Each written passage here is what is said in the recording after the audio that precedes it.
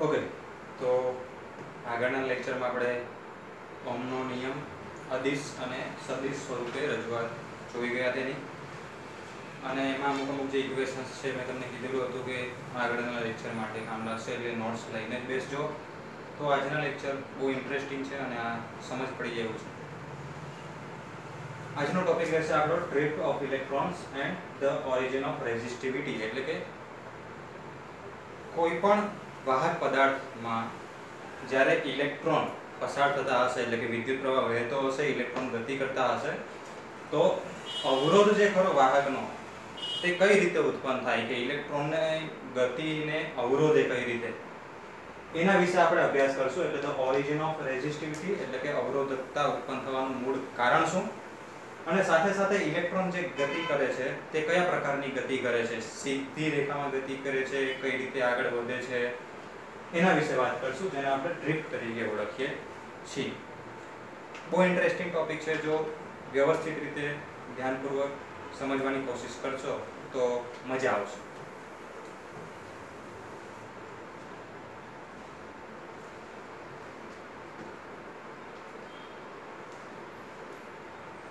વાહકમાં ઇલેક્ટ્રોનની ગતિ કઈ રીતે થતી હોય એ સમજીએ આપણે તો ઓટોમેટિકલી આપણને અવરોધ અને અવરોધકતા વિશે આઈડિયા આવી જશે. સુવાહક તરીકે કોપર એટલે કે તાંબુ સૌથી વધારે વપરાય છે, એટલે આપણે કોપરનું એક્ઝામ્પલ લઈને વાત આગળ વધારીએ. કોપરનો પરમાણુ ક્રમાંક 29 અને પરમાણુ દળાંક 63. ધેટ મીન્સ કે કોપરમાં પ્રોટોનની સંખ્યા 29 છે અને જેટલા પ્રોટોન્સ હોય તેટલા જ ઇલેક્ટ્રોન્સ હોય, એટલે કોપરની અંદર ઇલેક્ટ્રોન્સ કેટલા 29. એટલે જો તમારી પાસે એક કોપરનો પરમાણુ હશે તો 29 ઇલેક્ટ્રોન્સ છે, 29 પ્રોટોન્સ છે, અને લગભગ આ બંનેની બાદબાકી તફાવત લેશો તો 34 જેવો આંકડો આવશે. 34 ન્યુટ્રોનની સંખ્યા મળશે. એટલે કોપરના પરમાણુ પાસે 29 ઇલેક્ટ્રોન, 29 પ્રોટોન અને 34 ન્યુટ્રોન. પ્રોટોન અને ન્યુટ્રોન, પ્રોટોન કેટલા 29 અને 34 ન્યુટ્રોન, એ બંને મળીને ટોટલ આંકડો આવશે 63. એ ક્યાં હોય તો ન્યુક્લિયસમાં હોય, પરમાણુના ન્યુક્લિયસમાં હોય. અને જે 29 ઇલેક્ટ્રોન્સ છે તે ન્યુક્લિયસની આસપાસ અલગ અલગ કક્ષાઓમાં ભ્રમણ કરતા હશે, જેમાંથી સૌથી બહારની કક્ષકના જે ઇલેક્ટ્રોન હશે તે સામાન્ય તાપમાને એ નિર્બળ આકર્ષણ બળથી જકડાયેલા હોવાથી કદાચ મુક્ત હોઈ શકે. કોપરની વેલેન્સી તમને ખ્યાલ હશે, +1 +2 +3. તો સામાન્ય રૂમ ટેમ્પરેચરે મોસ્ટલી વધારે પડતું જો પ્રમાણ જોવા મળતું હોય તો કોપર +2 નું જોવા મળે છે. અને +2 શેના માટે છે કે એને 2 ઇલેક્ટ્રોન ગુમાવ્યા છે. એટલે કોપર પાસે જે 29 હતા એની જગ્યાએ હવે કેટલા છે 27. એટલે તમારો આખો જે કોપરનો પરમાણુ હતો જેમાં પ્રોટોન ન્યુટ્રોન મળીને ટોટલ કેટલા થતા હતા 63, અને બીજા 29 ઇલેક્ટ્રોન હતા, એમાંથી હવે માત્ર 2 ઇલેક્ટ્રોન જે ખરા એ કોપરનો પરમાણુ ગુમાવી ચૂકેલો છે રૂમ ટેમ્પરેચર. એટલે એની પાસે કેટલા ઇલેક્ટ્રોન બાકી રહી ગયા છે 27. પ્રોટોન કેટલા છે 29 અને ઇલેક્ટ્રોન કેટલા છે 27. એટલે પ્રોટોનની સંખ્યા 2 વધારે છે અને પ્રોટોનનો વિદ્યુતભાર ધન આવે એટલે આપણે એને ઓળખીએ છીએ કોપર +2 તરીકે. અને પેલા 2 ઇલેક્ટ્રોન ફ્રી થઈ ગયા, તે વાહકમાં ગતિ કરવા માટે ફ્રી છે. પણ એ લોકોની ગતિ એટલી સહજ નથી. તમે સામાન્ય એક તાર લઈ લેવો તો તમને જો એવોગેડ્રો અધિતર્ક ખ્યાલ હશે તો 1 મોલ પણ હોય ને તમારી પાસે કોપરના કેટલા મોલ, 1 મોલ, તો એની અંદર આશરે 1023 જેટલા પરમાણુ હશે. અને 1023 જેટલા પરમાણુ હશે એટલે લગભગ એટલી જ સંખ્યાના ઇલેક્ટ્રોન હશે, એનાથી બમણી સંખ્યાના હશે, કારણ કે દરેક કોપરના પરમાણુએ કેટલા ઇલેક્ટ્રોન ગુમાવ્યા છે 2. તો 1023 કરતાં પણ બમણા ઇલેક્ટ્રોન ફ્રી હશે. તો એવો તમારી પાસે જે આખો કોપરનો તાર કરો એમાં તો કેટલા બધા ઇલેક્ટ્રોન ફ્રી હશે. આ બધા ઇલેક્ટ્રોન આપણે આગળના લેક્ચર્સમાં જોઈ ગયેલા તે મુજબ કે જો આપણે વિદ્યુત ક્ષેત્ર લાગુ ના પાડ્યું હોય તો અવ્યવસ્થિત બધી દિશાઓમાં ગતિ કરતા હોય. અમુક ઇલેક્ટ્રોન આમ જતા હશે, અમુક આમ આવતા હશે, બધી પોસિબલ દિશાઓમાં ગતિ કરતા હશે. પણ જો તમે આને બેટરી વડે જોડી દેવો તો બેટરીનો જે છેડો ધન હશે તે બાજુ ઇલેક્ટ્રોન બધા ઘસડાવા લાગશે અને આગળ તરફ વધવા લાગશે. પણ આ ઇલેક્ટ્રોન જ્યારે આગળ વધતા હશે ત્યારે આ તો કોપરનો તાર છે આખો, તો આની અંદર કોપરના અસંખ્ય પરમાણુ હોવાના, તો ઇલેક્ટ્રોન જ્યારે સિમ્પલ કોઈ એક ઇલેક્ટ્રોનને પણ તમે ધ્યાનમાં લેશો તો એક ઇલેક્ટ્રોન આ બાજુથી આ બાજુ તરફ પહોંચતો હશે તે દરમિયાન તો ઘણી સંખ્યામાં વચ્ચે કોપરના પરમાણુઓ એના નડવાના, જે શું કરશે, કોપરે ઇલેક્ટ્રોન ગુમાવ્યા છે એટલે ઇલેક્ટ્રોન જેની નજીકથી પસાર થતો હશે તો એ મેળવવાની વૃત્તિ ધરાવે. એટલે જો નજીકથી કોઈ ઇલેક્ટ્રોન, તમારે ઘણા બધા ઇલેક્ટ્રોન ફ્રી છે, એમાંથી કોઈ ઇલેક્ટ્રોન કોઈ કોપરના પરમાણુની નજીકથી પસાર થતો હશે તો પેલો ઇલેક્ટ્રોનને મેળવવાની વૃત્તિ ધરાવે છે. એટલે જે ઇલેક્ટ્રોનનો વેગ હશે એ થોડીક ક્ષણ માટે એ ઇલેક્ટ્રોન ગુમાવી બેસશે અને પેલા કોપરના જે તમારો પરમાણુ ખરો એની સાથે શું થશે, સંયોજાઈ જશે. પણ જે બહારની કક્ષકમાં સંયોજાયો છે એટલે હજુ પણ એટલો પ્રબળ આકર્ષણ બળથી જકડાયેલો નથી, એટલે રૂમ ટેમ્પરેચરે પોસિબલ છે કે ફરી પાછો ફ્રી થઈ શકે અથવા તો એના સિવાયનો કોઈ ઇલેક્ટ્રોન ફ્રી થઈ શકે. જે તમે પહેલેથી ગતિ કરતો તો એ ઇલેક્ટ્રોન કદાચ જોડાઈ ગયો અને એના સિવાયનો કોઈ ઇલેક્ટ્રોન ફ્રી થયો, પણ તમે જજ નથી કરી શકવાના કે આ ઇલેક્ટ્રોન પહેલો હતો ને આ ઇલેક્ટ્રોન બીજો આવ્યો. એટલે તમને તો એવું જ લાગશે કે પહેલો જે ઇલેક્ટ્રોન હતો તે જ હવે આગળ વધે છે. સો આખા તમારા વાહકમાં આ જ રીતે ઇલેક્ટ્રોન જ્યારે ગતિ કરતા હશે તો એના માર્ગમાં પેલા પરમાણુઓ વચ્ચે આવે અને એ પરમાણુઓ ઇલેક્ટ્રોનને મેળવવાની વૃત્તિ ધરાવતા હોવાથી પોસિબિલિટી છે કે ઇલેક્ટ્રોનને એ બંધમાં જકડી લે, અને જ્યારે જકડી લેશે તે ક્ષણ પૂરતો એનો વેગ કેટલો થઈ જશે, 0 જેવો થઈ જશે. અને ફરી પાછા જો ફ્રી થશે તો તાપમાનને કારણે, ઉષ્મીય ગતિને કારણે ફરી પાછો એટલો જ વેગ મેળવી લેશે. એટલે જોવા જઈએ તો એક ક્ષણ માટે ઇલેક્ટ્રોન સ્થિર થઈ જાય છે. પહેલા ધારો કે કોઈ ઇલેક્ટ્રોન આવે છે, અહીંયા પરમાણુ છે કે જેની સાથે સંયોજાય છે, તો જેટલા વેગથી, અચળ વેગથી આવતો હતો એ અહીંયા સંયોજાયો, હવે થોડી ક્ષણમાં પાછો મુક્ત થઈ જશે, ત્યારે ફરી પાછો એ વેગ એનો એટલો ને એટલો જ મેળવી લેશે. પણ એક ક્ષણ પૂરતો જ્યારે સંયોજાય છે ત્યારે એનો વેગ કેટલો થઈ જાય છે, 0. પણ આખું મોડલ સમજવા માટે આપણે એવું જ વિચારશું કે આ જ્યારે સંયોજાયો એને આપણે અથડામણ કહીશું. બુકમાં એનું નામ શું આપેલું છે, અથડામણ. ખરેખર એવું હોતું નથી, બાકી જો એવી અથડામણો થતી હોય તો ક્વોન્ટમ મિકેનિક્સના બેઝિક્સ છે, પ્રિન્સિપલ્સ ખરા તે બધા બ્રેક થાય. એટલે ખરેખર શું હોય છે, એ સંયોજાય અને ફરી પાછા ફ્રી થાય, ફરી પાછા સંયોજાય, ફરી પાછા ફ્રી થાય, અને આ પ્રક્રિયા ચાલુ ને ચાલુ જ રહે. પણ બુકમાં સંયોજાવાની પ્રક્રિયા થોડીક સમજવી જટિલ લાગે, એને કારણે એ લોકોએ આનું સીધું સાદું નામ આપ્યું છે કે અથડામણ થાય. જેમ કે આ તમે એક ડેમો જોઈ શકો, આ બધા જે બ્લેક કલરના ડોટ્સ દેખાય છે તે ધન વિદ્યુત ભારો, એટલે કે અહીંયા જો કોપરનું એક્ઝામ્પલ લીધું છે તો આપણે આને કોપરના પરમાણુઓ સમજીએ, અને આ ફ્રી ઇલેક્ટ્રોન છે જે આ છેડેથી આ છેડા તરફ ગતિ કરે છે, તો તમે જોઈ શકો કે વચ્ચે વચ્ચે અથડામણ અનુભવે છે. એટલે જ્યારે અથડામણ અનુભવે તો એ અથડામણને કારણે જે પેલો વેગ એને મળેલો હોય એ થોડો અવ્યવસ્થિત થાય, એટલે કાં તો ગુમાવે અથવા તો એનું ડાયરેક્શન બદલાય જાય, અને ડાયરેક્શન બદલાઈ જાય તો જે દિશામાં ગતિ કરતો હતો એ દિશામાં હવે એટલો વેગ એનો રહેશે નહીં. જેમ કે હું સિમ્પલ એક્ઝામ્પલ આપું તમને અહીંયાથી. ધારી લો કે કોઈ ઇલેક્ટ્રોન સ્ટ્રેટ આ ડાયરેક્શનમાં જાય છે, અહીંયા કોઈ પરમાણુ છે કે જેની સાથે ઇલેક્ટ્રોન અથડાય છે.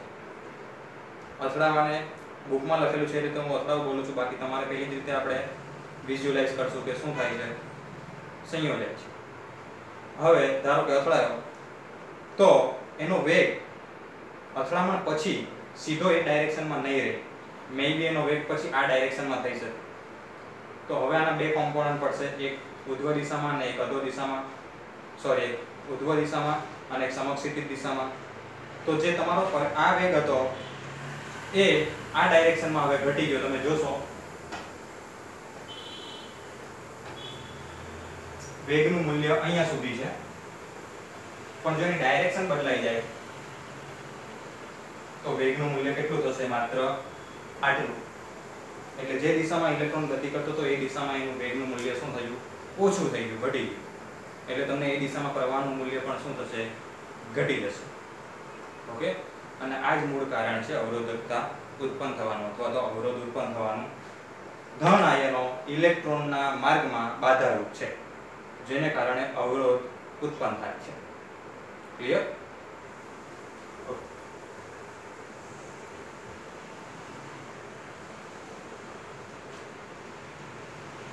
તાપમાનની સાથે અવરોધ કઈ રીતે બદલાય છે તેનો એક સામાન્ય ડેમો અહીંયા આપ્યો છે. આપણે આગળ સાબિતી તો આપવાની છે, બટ આકૃતિથી જલ્દી ખ્યાલ આવી જશે તમને. ઇલેક્ટ્રોન દર્શાવ્યો છે ને, ઇલેક્ટ્રોનનો માર્ગ છે કે ભાઈ ઇલેક્ટ્રોન ડાબીથી જમણી બાજુ તરફ ગતિ કરે છે. શરૂઆતમાં દર્શાવ્યું છે કે તાપમાન ઓલમોસ્ટ કેટલા ડિગ્રી 20 ડિગ્રી સેન્ટીગ્રેડ જેટલું લીધેલું છે. આ તમારે કોપરના પરમાણુઓ સમજવાના કે 20 ડિગ્રી તાપમાન છે એટલે ઉષ્મીય દોલનો કરશે. પોતાના સ્થાનની આસપાસ કઈ દોલનો કરે? ઉષ્મીય દોલનો, ઉષ્મા ઉર્જાને કારણે. તો એના દોલનોનો કંપ વિસ્તાર મેં બતાવ્યો છે કે અહીંયા સુધી કરે છે, અહીંયા સુધી કરે છે. તો ઇલેક્ટ્રોન જ્યાંથી પસાર થાય છે તેને નડશે નહીં, વચ્ચે રસ્તામાં નહીં આવે, રૂકાવટ ઊભી કરશે નહીં. બટ જો તમે તાપમાન વધારશો, તાપમાન 20 ડિગ્રી કરતા વધારીને 30 કરતા પણ વધારે કરી દીધેલું છે, તો જેવું તાપમાન વધારો એવી ઉષ્મીય ઉર્જા વધશે ને ઉષ્મીય ઉર્જા વધશે એટલે દોલનોનો કંપ વિસ્તાર શું થશે? વધશે. તો તમે જોઈ શકો કે આ જે દોલનો આટલા પ્રમાણમાં થતા હતા એના કરતા અહીંયા દોલનોનો કંપ વિસ્તાર શું થયું છે? વધી ગયું છે. તો બંને આયનોના દોલનો એટલા મોટા છે કે કદાચ ઇલેક્ટ્રોન જ્યારે અહીંયાથી પસાર થતો હશે ત્યારે નડવાના ચાન્સીસ વધી ગયા. અને જો નડશે તો ઇલેક્ટ્રોનની ગતિ અવરોધાશે. એટલે તાપમાન વધતા અવરોધ વધે છે, કારણ કે ગતિ અવરોધાશે. તાપમાન ઓછું છે ત્યારે નડતા નથી, પણ તાપમાન જેમ વધારશે એમ વાઇબ્રેશન્સ વધશે અને અવરોધ વધશે, અને અવરોધ વધશે તો અવરોધકતા પણ વધશે.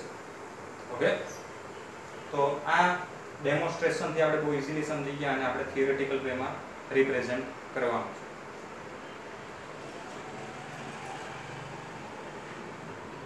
તમારે નોટ કરવું હોય કંઈ પણ અને કોઈ પણ ટોપિકને તો પોઝ કરીને નોટ કરી લેજો. વાહકમાં મુક્ત ઇલેક્ટ્રોન અસ્તવ્યસ્ત ગતિ કરતા હોય છે, આપણે બધા જાણીએ છીએ. આ ગતિ દરમિયાન તેઓ લેટાઇસ બિંદુઓ પર રહેલા ધન વિદ્યુતભારિત આયનો સાથે અથડાય છે, જે હમણાં વાત કરી તે ધન વિદ્યુતભારિત તરીકે કોપર લીધા આપણે, અને કોપર પરમાણુ સાથે શું થાય છે? અથડામણ થાય છે. આવી અથડામણો પછી પોતાનો વેગ ગુમાવતો નથી, એટલે કે વેગ કેવો રહે છે? અચળ. મેં પહેલા વાત કરેલી કે અથડામણ પહેલા જેટલો હતો, થોડીક ક્ષણ માટેનો વેગ 0 થશે, પણ ફરી પાછો એટલો જ વેગ. એટલે આપણે અથડામણનો ટાઈમ જો નેગ્લિજિબલ એટલે કે બહુ નાનો લઈએ તો વેગ ઓલમોસ્ટ કેવો છે? અચળ. એટલે કે આવી અથડામણો પછી પોતાનો વેગ ગુમાવ્યા વગર અલગ જ દિશામાં ગતિ કરવા લાગે છે, કારણ કે અથડાયો એટલે ડાયરેક્શન બદલાવાની છે. એટલે આમ જો આપણે વાહકના બધા જ ઇલેક્ટ્રોનને ધ્યાનમાં લઈએ તો પરિણામી વેગ કેવી રાશિ છે? સદિશ. તો સરવાળો કેટલો મળશે? 0, કારણ કે અસંખ્ય ઇલેક્ટ્રોન છે વાહકમાં, ઘણા બધા ડાયરેક્શનમાં, ઘણા બધા ડાયરેક્શનમાં. તો સદિશ સરવાળો કરશો તો ટોટલ કેટલું મળશે? 0. એટલે પ્રારંભિક વેગ અહીંયા આખો સરેરાશ આપણને કેટલો મળ્યો છે? 0. આ પરિણામનો આપણે આગળ ઉપયોગ કરશું. એટલે ધ્યાનમાં રાખજો, આખા વાહકમાં ઇલેક્ટ્રોનનો સરેરાશ વેગ કેટલો મળ્યો છે? 0. પણ જો આપણે શું લાગુ પાડીએ, હવે વિદ્યુત સ્થિતિમાનનો તફાવત પ્રસ્થાપિત કરીએ, વાહકના બે છેડા વચ્ચે શું જોડી દઈએ? બેટરી જોડી દઈએ. એટલે કે વચ્ચે શું આવી જશે? વિદ્યુત સ્થિતિમાનનો તફાવત લાગુ પડશે અથવા તો વિદ્યુત ક્ષેત્ર લાગુ પડશે. તો વિદ્યુત ક્ષેત્રની હાજરીમાં ઇલેક્ટ્રોન શું અનુભવે? બળ. જે આપણે લઈ શકીએ બળનું સૂત્ર ન્યૂટન્સના ઇક્વેશન પ્રમાણે દળ ગુણ્યા પ્રવેગ, જ્યાં m એટલે ઇલેક્ટ્રોનનો દળ, એણે મેળવેલો પ્રવેગ, અને બળનું સૂત્ર વિદ્યુત ક્ષેત્રની અસર હેઠળ QE, જ્યાં Q એટલે ઇલેક્ટ્રોનનો વિદ્યુતભાર minus E into capital E કોના માટે છે? વિદ્યુત ક્ષેત્ર માટે.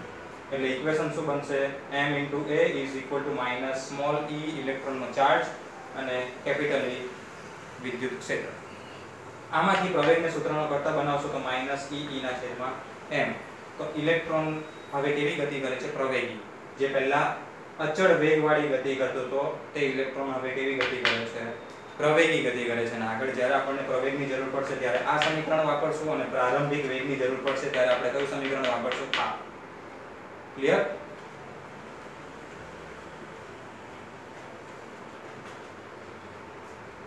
ઓકે, હવે આપણે અહીંયા વાત કરી કે ઇલેક્ટ્રોન જે પોતાની ગતિ કરે છે પ્રવેગી ગતિ છે અંદર એક્ચ્યુઅલી, અને એક જગ્યાએથી ઇલેક્ટ્રોન આગળ વધે છે, એના માર્ગમાં કોઈ પરમાણુ આવે તો અથડાય છે. અથડાશે ત્યારે પાછો એનો વેગ બદલાઈ જશે. વળી પાછો એ વેગ જે દિશામાં હશે ત્યાં કોઈ બીજો પરમાણુ હશે તો ત્યાં ફરી પાછો અથડાશે, ત્યાં વળી પાછો એનો વેગ બદલાશે.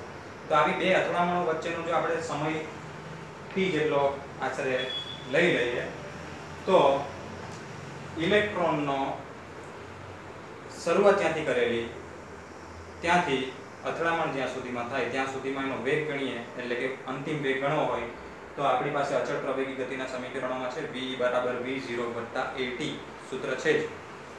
સો ઇલેક્ટ્રોનનો ફાઇનલ વેગ એટલે કે ફાઇનલ વેલોસિટી એ પ્રારંભિક વેગ વત્તા પ્રવેગ ગુણ્યા સમય.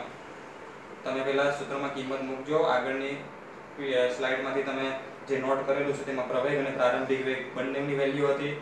કયા સૂત્રમાં કિંમત મૂકવાની છે? v = v0 + at માં જ્યાં v0 પ્રારંભિક વેગ કેટલો હતો 0 હતો એટલે આ ટર્મ નીકળી જશે એટલે ફાઇનલ વેગ જેને ડ્રિફ્ટ વેગ પણ કહેવાય છે કેટલો વધશે તો -e ના છેદમાં m ઇન્ટુ સરેરાશ સમય આપણે ધારી લઈએ ટાઉ તો આપણને ઇલેક્ટ્રોનના ડ્રિફ્ટ વેગનું સૂત્ર મળ્યું -e કેપિટલ E ના છેદમાં m ઇન્ટુ ટાઉ આનું એક એક્ઝામ્પલ અહીંયા દર્શાવેલું છે કે તમારો જે ઇલેક્ટ્રોનનો માર્ગ હતો A થી B સુધીનો હતો જ્યારે વિદ્યુત ક્ષેત્ર લાગુ નહોતું પાડ્યું ક્યાંથી ક્યાં સુધીનો હતો A થી B બ્લુ કલરની લાઈન જોજો વિદ્યુત ક્ષેત્ર એપ્લાય નહોતું કર્યું એટલે વાયર જે હતો તે ખુલ્લો પડેલો હતો કશે તો ઇલેક્ટ્રોન પહેલા A થી અહીંયા જાય છે અહીંયા પરમાણુ સાથે અથડાય પછી અહીંયા જાય છે અહીંયા અથડાય પછી આમ જાય છે અહીંયા અથડાય એ રીતે છેલ્લે ફાઇનલ ક્યાં આવે છે B સુધી પહોંચતો હતો પણ હવે તમે શું કરો છો વિદ્યુત ક્ષેત્ર લાગુ પાડો છો કઈ ડાયરેક્શનમાં નેગેટિવ તો વિદ્યુત ક્ષેત્ર ધન વિદ્યુતભાર એટલે આ બાજુ સમજવાના આપણે કઈ બાજુ હું ઊભો છું તે સાઈડ અને ઇલેક્ટ્રોન તમે કઈ સાઈડ સમજશો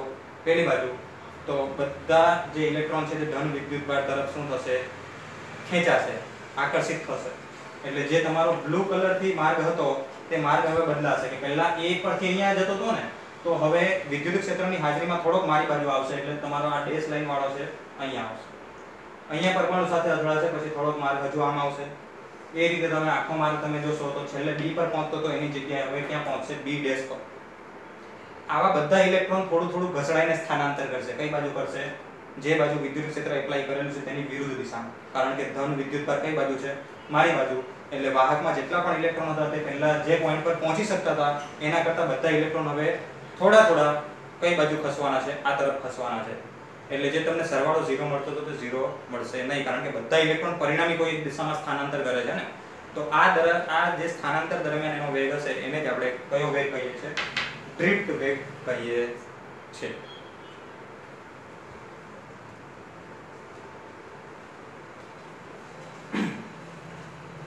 ચાલો આગળ હવે મેથેમેટિકલ ડેવલપમેન્ટ માટે આપણે એક નમૂનો લેવો પડશે આ એક કોપરનો આપણે તાર લઈ લઈએ તેનો એક આડછેદ દર્શાવ્યો છે આની લંબાઈ આપણે લઈ લીધી છે કેટલી ડેલ્ટા x આડછેદનું ક્ષેત્રફળ આપણે લઈ લીધું છે કેપિટલ A ઇલેક્ટ્રોનનો જે વેગ છે ડ્રિફ્ટ વેગ તરીકે આપણે લઈશું vd કારણ કે વિદ્યુત ક્ષેત્રની ગેરહાજરીમાં તો પરિણામી વેગ 0 જ મળે છે એટલે જ્યારે આપણે વિદ્યુત ક્ષેત્ર એપ્લાય કરેલું હશે ત્યારે બધા ઇલેક્ટ્રોન કયા વેગ સાથે આગળ વધતા હશે તો ડ્રિફ્ટ વેગ સાથે આગળ વધતા હશે એટલે દરેક ઇલેક્ટ્રોનનો વેગ આપણે કેટલો લઈશું vd ડ્રિફ્ટ વેગ જેને કહેવાય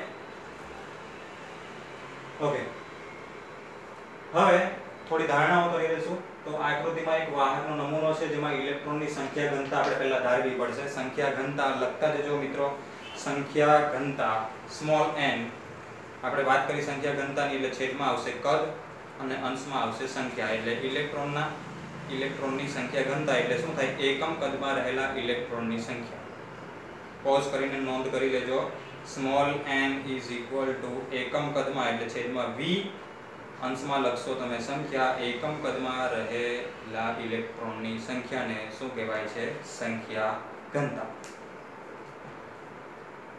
હવે જો આપણે વિદ્યુત ભારનો જથ્થો શોધવો હોય આટલા નમૂનામાં આ જે તમને દર્શાવ્યું છે કેટલી લંબાઈનો ડેલ્ટા x નો તો કઈ રીતે શોધશો વિદ્યુત ભારનું સૂત્ર આપણે ક્વોન્ટમીકરણના સિદ્ધાંત પરથી યાદ કરીએ પહેલા ચક્રમાં q ne વાળું તો જો ઇલેક્ટ્રોનની કુલ સંખ્યા આટલા વિસ્તારમાં કેપિટલ N વિચારીએ તો ડેલ્ટા q શું થાય કેપિટલ N જે સંખ્યા ઇલેક્ટ્રોનની દર્શાવે છે ઇન્ટુ ઇલેક્ટ્રોનનો ચાર્જ કેટલો e હવે આ કેપિટલ N શોધવાનું તમે હમણાં જે પેલું સૂત્ર નોટ કર્યું કયું સ્મોલ n નું સ્મોલ n શું છે સ્મોલ n ઉપર સંખ્યા છે સંખ્યા એટલે કેપિટલ N છેદમાં છે કદ એમાંથી કેપિટલ N ને સૂત્રનો કરતા બનાવો મિત્રો કેપિટલ N ને સૂત્રનો કરતા બનાવશો એટલે સૂત્ર મળશે સ્મોલ n ઇન્ટુ કદ કેપિટલ V આવશે તમારામાં શું આવશે કેપિટલ V કદ અને કદ એટલે ક્ષેત્રફળ ગુણ્યા લંબાઈ અહીંયા આડછેદનું ક્ષેત્રફળ કેટલું છે a અને લંબાઈ કેટલી છે ડેલ્ટા x એટલે આ થયું કદ ડેલ્ટા x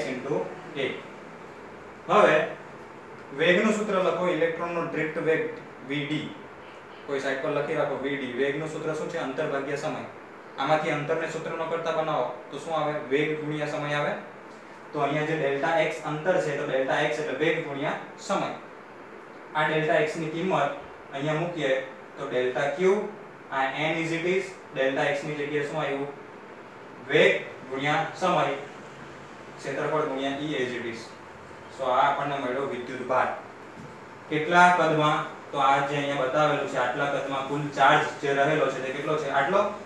હવે જો વિદ્યુત પ્રવાહ શોધવો હોય તો વિદ્યુત પ્રવાહની વ્યાખ્યા પ્રમાણે વિદ્યુત ભારના છેદમાં સમય, તો આ સૂત્રને ડેલ્ટા ટી વડે ભાગો તો ડેલ્ટા ટી કેન્સલ થશે એટલે વધશે શું, તો n vd ક્ષેત્રફળ a અને ચાર્જ e. સો પ્રવાહનું સૂત્ર આવશે n vd a * e અને પ્રવાહ ઘનતા આપણે આગલા લેક્ચરમાં જોઈ ગયા વિદ્યુત પ્રવાહ ઘનતા J બરાબર એકમ ક્ષેત્રફળ દીઠ પસાર થતો પ્રવાહ I ના છેદમાં a. તો I ને કોના વડે ભાગો, a વડે ભાગો, I ભાગ્યા a, તો તમને શું મળશે, પ્રવાહ ઘનતા. એટલે આ સૂત્રને a વડે ભાગો તો a કેન્સલ થશે તો તમને મળશે n e vd.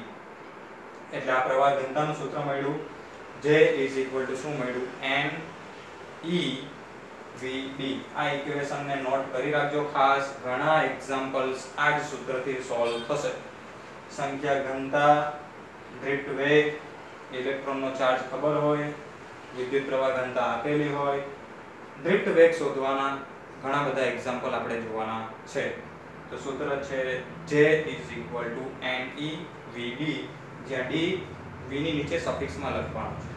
ઓકે, આ સૂત્રને આપણે નેક્સ્ટ સ્લાઇડ પર બેઠું લેશું. યાદ રહી ગયું, J n e vd.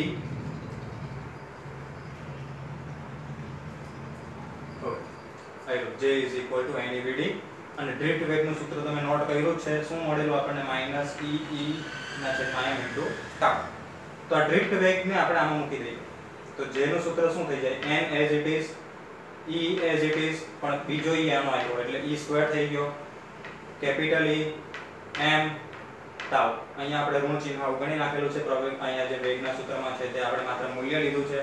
તો પ્રવાહ ઘનતાનું સૂત્ર મળ્યું m e² કેપિટલ E.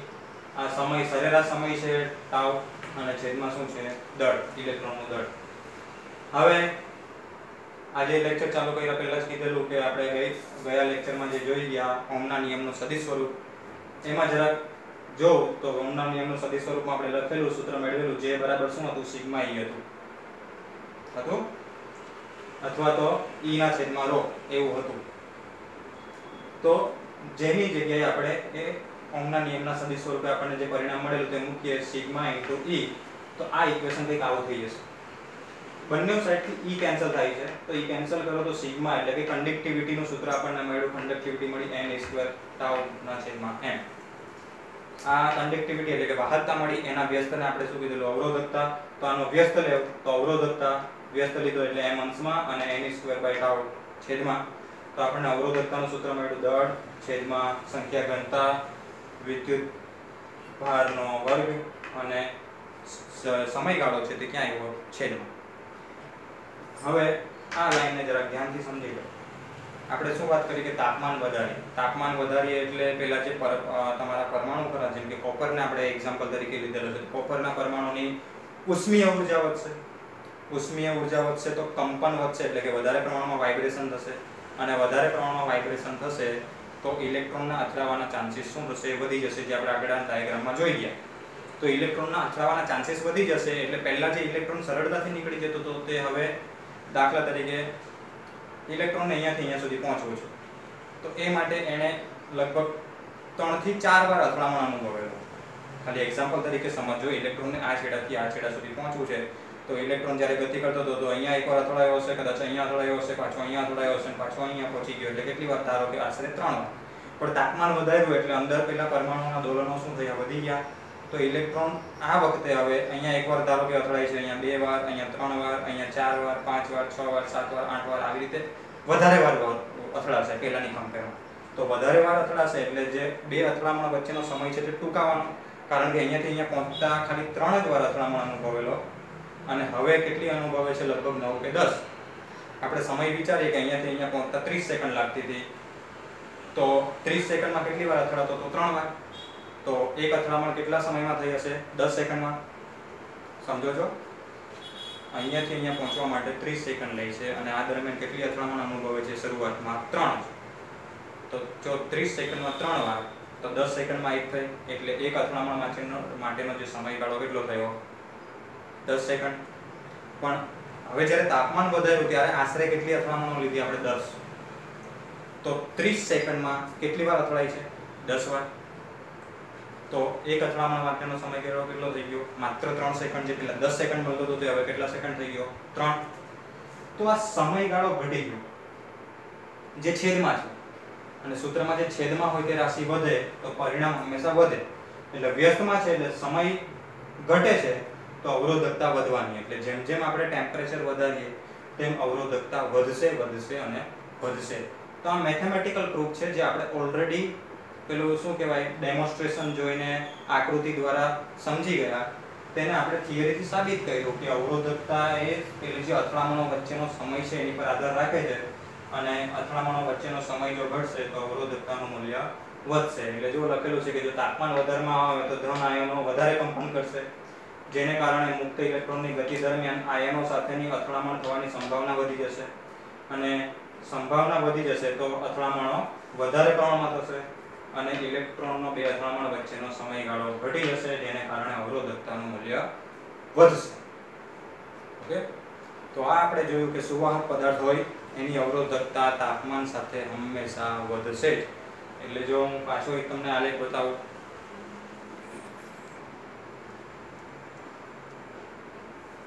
આ સુવાહક માટે હતો. જેમ જેમ વિદ્યુત સ્થિતિમાન વધારેલું એટલે પ્રવાહો વધતો હતો, અને તમે અનુભવ કર્યો હશે કે તમે ઘણા લાંબા સમય સુધી કોઈ ઇલેક્ટ્રોનિક્સ આઇટમ ચાલુ રાખો તો ગરમ થઈ જાય, વિદ્યુત પ્રવાહ પસાર થાય તો ગરમ થાય એટલે તાપમાન વધવાનું. આ ગરમ કેમ થાય છે તે પણ આપણે આ ચેપ્ટરમાં જોવાનું છે પાછળથી, પણ અત્યારે તમને આ અનુભવ યાદ છે તો આપણે વાત કરી લઈએ કે પ્રવાહ લાંબા સમય સુધી કોઈ પણ વાયરમાં પસાર થતો હોય તો એ વાયર શું થાય? ગરમ થાય એટલે શું થાય? તાપમાન વધે, અને તાપમાન વધે તો અવરોધ વધવાનો, અને અવરોધ વધે ને એટલે અહીંયા પ્રવાહનું મૂલ્ય ઘટે છે. આલેખ કઈ બાજુ ઢળે છે? વોલ્ટેજ બાજુ, એટલે પ્રવાહનું મૂલ્ય ઘટે છે. આ આપણે ગયા લેક્ચરમાં જોઈ ગયા.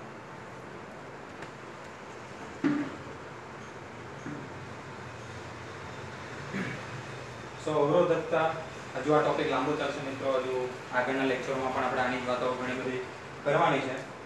પણ એક ભૌતિક રાશિ છે જેને મોબિલિટી કહેવાય છે, અને એની વ્યાખ્યા કંઈક આવી છે. માત્ર એક બાજુ નોટ કરવા જેવો પોઈન્ટ છે, બહુ ડિટેલમાં જોવાની જરૂર નથી.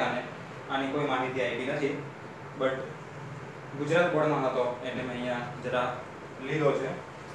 એકમ વિદ્યુત ક્ષેત્ર દીઠ જે ઇલેક્ટ્રોનનો ડ્રિફ્ટ વેગ મળે એને મોબિલિટી કહેવાય છે. એટલે તમે લાગુ પાડેલું વિદ્યુત ક્ષેત્રના મૂલ્ય પ્રમાણે જે ડ્રિફ્ટ વેગ મળે છે ઇલેક્ટ્રોનનો, જો ઓછું વિદ્યુત ક્ષેત્ર લાગુ પાડશો તો ડ્રિફ્ટ વેગનું મૂલ્ય ઓછું હશે, જો વધારે વિદ્યુત ક્ષેત્ર લાગુ પાડશો તો વધશે.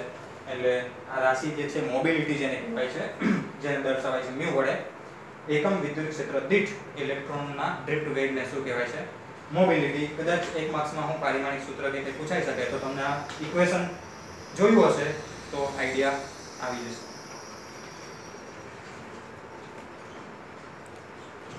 હવે અહીંયા આપણે જે જોયું એનું સારાંશ તરીકે એક આકૃતિ લીધેલી છે. ઉપર લખેલું છે કુલ વાયર એટલે કે આનું તાપમાન ઓછું છે આ તારનું, અને હોટ વાયર એટલે કે આનું તાપમાન કેવું છે? વધારે. સ્વિચ ઓન કરે ત્યારે તમારે શું જોવાનું છે? ધ્યાનથી જોજો મિત્રો. ઠંડો વાયર જે કરો એમાં જે બ્લેક કલરના ડોટ દેખાય છે તે કોપરના પરમાણુના દોલનો જોજો, અને એવી જ રીતે અહીંયા આ જે ગરમ વાયર છે જેનું તાપમાન કેવું છે? વધારે, એના દોલનો જોજો. બંનેમાં તમને સીધો તફાવત દેખાશે કે જે કુલ વાયર છે એમાં દોલનોનો કંપ વિસ્તાર ઓછો છે, આમાં દોલનોનો કંપ વિસ્તાર કેવો છે? વધારે. એટલે આમાં જો ઇલેક્ટ્રોનને પસાર થવા માટે સરળતા રહેશે, આમાં ઇલેક્ટ્રોનને પસાર થવા માટે નડતર બાધા વધારે આવશે. એટલે જ્યારે અહીંયા સ્વિચ જોડે છે ત્યારે આમાં ઇલેક્ટ્રોનની ગતિ જો અને આમાં ઇલેક્ટ્રોનની ગતિ જો, એટલે તમને ઓટોમેટિકલી આઈડિયા આવી જશે. આમાં સ્પીડમાં પસાર થઈ જાય છે, આમાં વેગ ધીમો છે કારણ કે અથડામણોની સંખ્યા વધારે છે, એટલે નડતર કેવી છે? વધારે.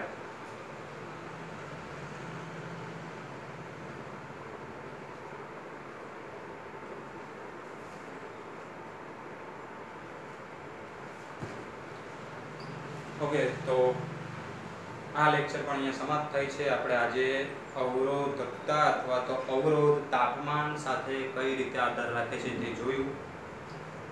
સુવાહકોમાં તાપમાન વધારવાની સાથે અવરોધ અને અવરોધકતા કઈ રીતે વધે છે તે આપણે થિયરિટિકલ એટલે કે ગાણિતિક રીતે પણ જોયું, સાબિતી આપી, અને ડેમોન્સ્ટ્રેશન દ્વારા પણ આઈડિયા લેવાની કોશિશ કરી કે કઈ રીતે અવરોધકતા તાપમાન પર આધાર રાખે છે. જો સુવાહક પદાર્થ હશે એના માટે આ હકીકત સાચી છે, પણ બીજા પદાર્થો છે અર્ધવાહક ને અવાહક એની વાત પણ હજુ આપણે આગળ કરવાની છે, જેમાં અવરોધકતા જે આ બિહેવિયર જોયું એના કરતાં થોડું ડિફરન્ટ ટાઈપ્સ ઓફ બિહેવિયર છે, એના વિશે નેક્સ્ટ લેક્ચર્સમાં આપણે ડિસ્કશન કરશું. તો આજ માટે આ જે મુદ્દો છે એટલે એક જ વસ્તુ નોંધવાની અહીંયા ખાસ કરીને તો કે સુવાહકની વાત કરતા હોઈએ આપણે તો તાપમાન વધારવાની સાથે અવરોધકતા વધે છે. એટલે જ આપણે ઓહમના નિયમમાં પેલું શરૂઆતમાં જ સ્ટેટમેન્ટમાં લખવું પડે કે નિશ્ચિત ભૌતિક પરિસ્થિતિ તાપમાન જો બદલી નાખીએ તો અવરોધ જ બદલાઈ જાય છે, એટલે ગુણોત્તર જે તમારો પહેલા મળતો હતો તે મળશે નહીં. એટલે સ્ટેટમેન્ટ જ્યારે પણ લખો મિત્રો આ વસ્તુ લખવી જરૂરી છે.